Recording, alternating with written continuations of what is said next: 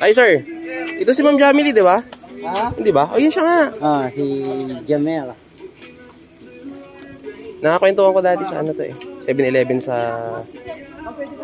Marilao, Bulacan. Ano siya, kasama niya? Hindi, una ako nasiraan, kaya dumirekta na ako rito ngayon. Sa video lang kita ah. Asan yung motor mo? Nandiyan, iniwan sa may tulay, sa may ano. Inangkas ka niya? Ngayon, nagabang ako, kung sino masasabayan ko, siya na lang. Eh, paano yun? Basta yung motor mo? Iwan ko na lang kay Hepe. Oo. Bala na si Hepe dyan. Ay, Ma'am Jamily, pahinga ni sticker mo. Meron ka? Ano? Sticker. Video kita ah. Uy, gago, ano pala to? Kalimutan mo ako, no? Naalala mo 7-Eleven sa Bulacan? Oo.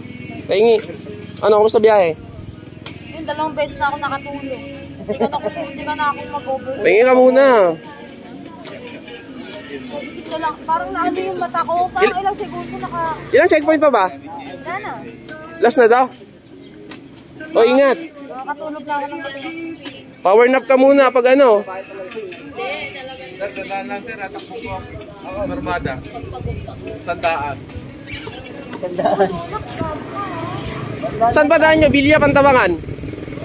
Pantabangan na. Ingat ah, medyo ano dyan. Maganda-ganda bangkingan dyan.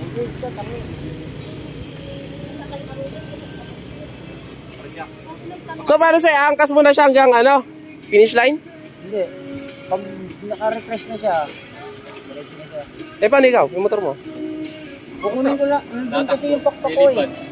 Tapos pag nakukuha na yung pakpak ko,